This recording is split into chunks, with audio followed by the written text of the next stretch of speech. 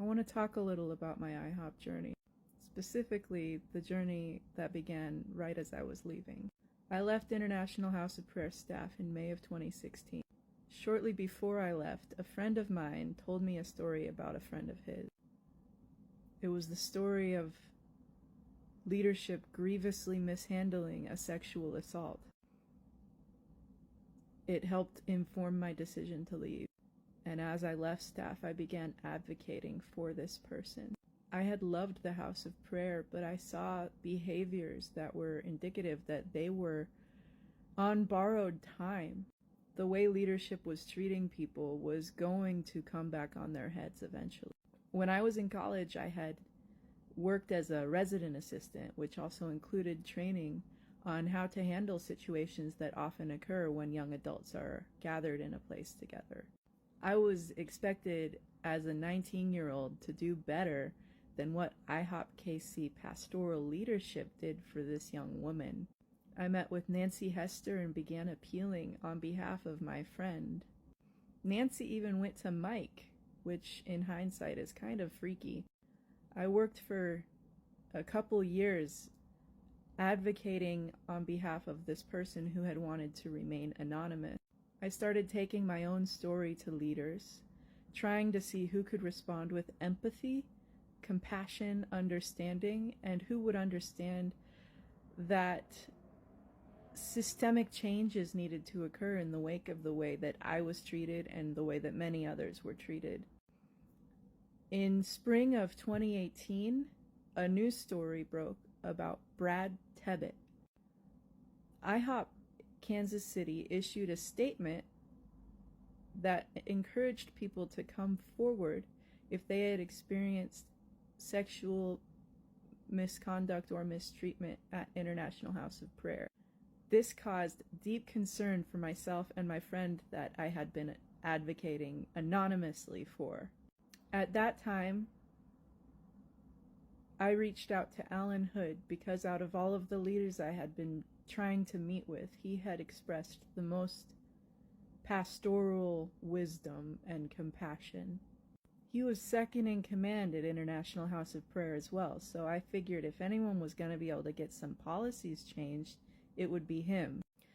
There was a point when Nancy had gone to Mike, where Mike had expressed a desire to meet with me, but after hearing the stories from the group of 5 who had come forward in April of 2014, and I was friends with a lot of the people in that group, or at least knew them well, worked alongside them, had been on worship teams with them, or with family members of several of them.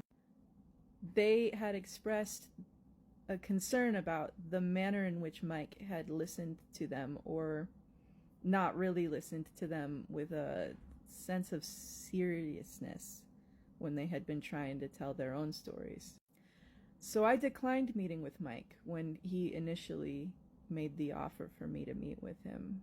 Something just didn't feel right about it, and I had a sense that if I met with him, I would get a lot of promises and assurances that would never lead anywhere. So we went with Alan. So in March of 2018, I reached out to Alan Hood, and I pulled in my friend Nancy Hester, my friend the victim who had had their sexual assault mishandled by leadership, and we met with Alan Hood. It has been 8 years since I heard my friend's story and began slowly but surely advocating for change at International House of Prayer and the way that they handle sexual assault and misconduct. It has been nearly 6 years since we met with Alan Hood, and that meeting occurred shortly before an exchange of emails that has now been publicized in the Roy's report. Emails that were sent 4 years after my friend was assaulted.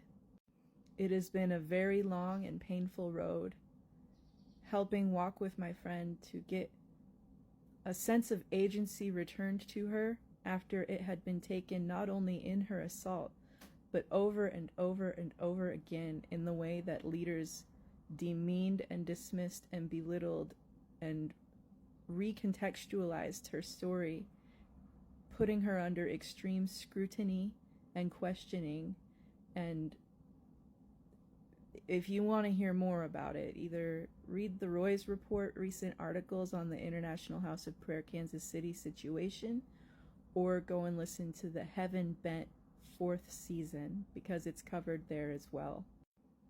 I'm making this video because a couple days ago, International House of Prayer announced that Stuart Greaves has resigned as the executive director and as chairman of the board. When I set out to advocate on my friend's behalf, this wasn't what we necessarily sought. We just wanted the place to be made safe and better training for staff and leaders. We wanted the International House of Prayer to get an understanding of the best practices recommended by experts. We just wanted to make the place safe. Alan tried to help with that too, and our meeting with him overlapped with the investigation from GRACE, Godly Response to Abuse in a Christian Environment. The report from that investigation has been published, and there's a lot in it I recommend you go and peruse. A lot of the things GRACE observed were the very things we were also trying to advocate for. Changes to policies and responses and training from leadership that took the safety of people, young adults who come to serve at International House of Prayer, seriously. The Grace report characterized that leadership did not seem to have a fire under their feet when handling the serious allegations against Brad Tebbett, and it characterized their response as not prioritizing the wounded while simultaneously signaling to potential abusers that they could get away with things in this environment. In these years of advocacy, I have often been characterized as someone with a chip on my shoulder, or bitterness, or offense, or anger, and it has been a really hellish process that has caused great strain in relationships I hold very dear to me. And I've lost friends, and I've lost community support, and it has been a hellish nightmare just to try and do the right thing. And I know I've been spiky, but considering what I was fighting for, I hope people can understand why there was so much energy, and I hope that some of us can revisit and repair some stuff. Maybe.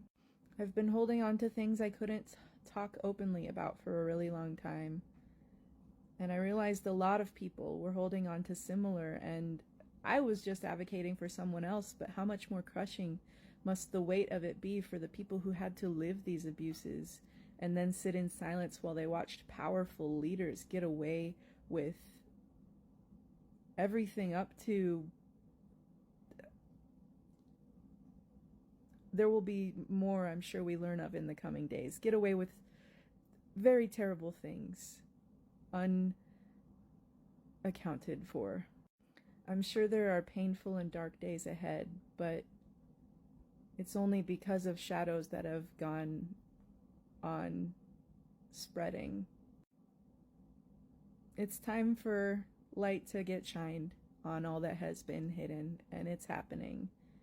And it's gonna hurt, but these band-aids have to get ripped off.